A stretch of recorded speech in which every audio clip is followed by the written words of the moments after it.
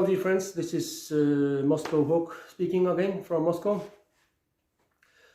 I'm waiting and preparing for a press conference with Maria Zakharova, the spokesperson of the Ministry of Foreign Affairs of the Russian Federation. So of course the main topic for those days is Ukraine, what's happening there.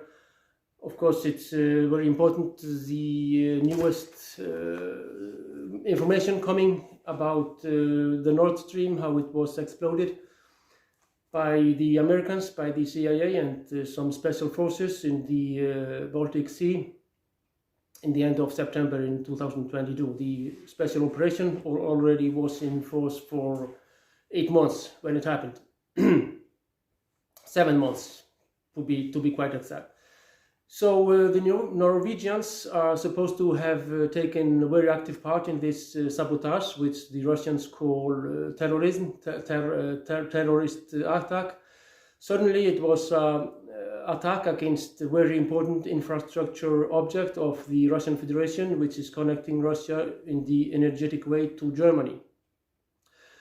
So I would maybe also ask Maria if they regard the Norwegian participation as to state terrorism, and how they are looking, how they are going to react. Is this a casus belli? It means, is this a reason to begin a new war? Well, war is already going on against the NATO countries. They admit it, the Biden administration, the German foreign ministry, and so on and so on. So, there are terrible consequences of those huge earthquakes in Syria and in Turkey and in Syria.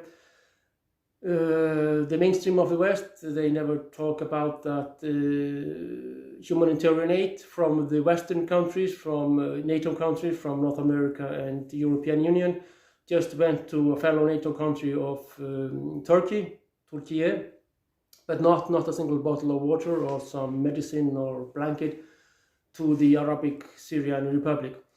They regard this, the Russians, Maria, now as racism. They claim that Josep Borrell is a racist. They say it quite straightforward.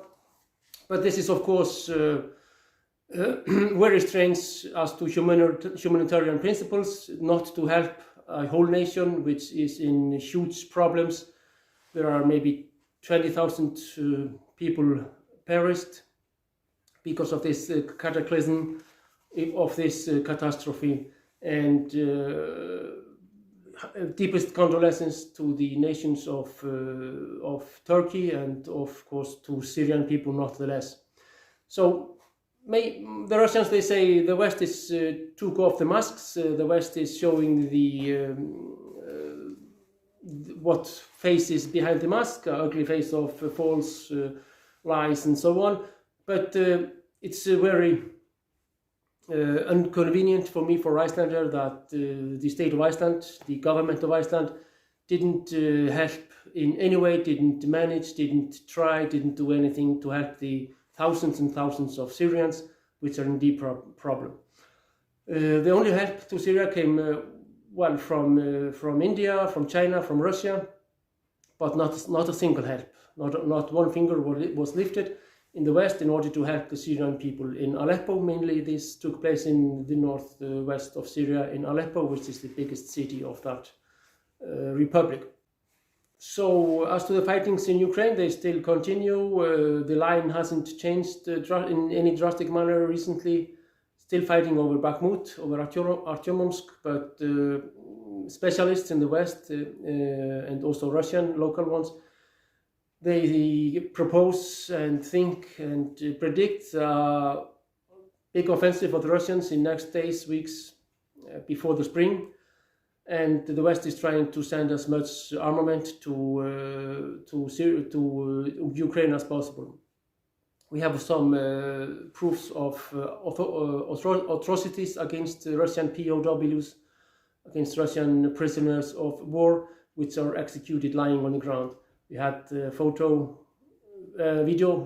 and this is very disturbing images and well, of course, we wouldn't repeat them here. So Zelensky is now in the West. He went to Brussels and London, other countries, meeting the Western leaders, and they are, most likely they are going to send, they already decided to send those tanks, but most likely they are going to send long-range missiles, which can go deep into Russian territory. The next step of the West is to send airplanes, jets, fighters. That's quite possible. Even Macron made some positive remarks on this. So escalation is going on. Nobody is talking about starting some negotiations, talks, dialogues. So we just hope the best, but it will be very interesting to see what Maria Zakharova says. And I plan to, in a week, to broadcast live on my channel her press conference. So for that's all, and have a nice weekend. Bye-bye. Moscow Hope.